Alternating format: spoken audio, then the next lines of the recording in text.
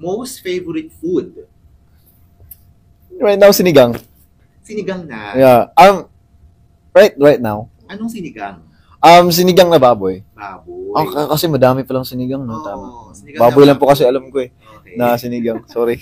Favorite drink? Coffee. Ano? Pure black o may milk? Yung 3-in-1.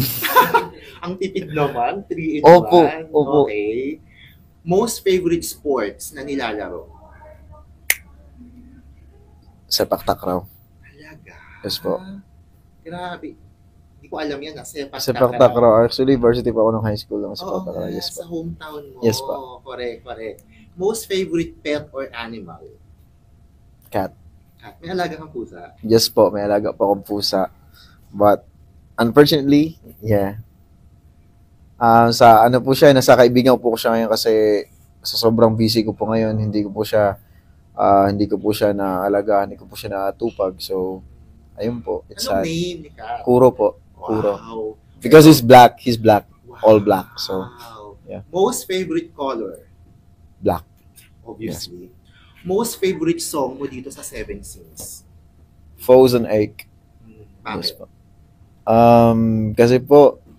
Kasi nag-uusap po yun sa Seven Sins po, no? Seven Sins. And then, Ache comes in. Para siyang redemption song. Yes. Kumbaga, sinasummarize niya yung buong album. So, yeah.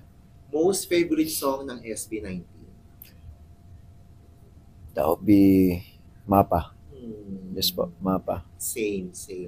Most favorite place na dinalaw o napuntahan mo na? Favorite place na dinalaw na puntahan ko?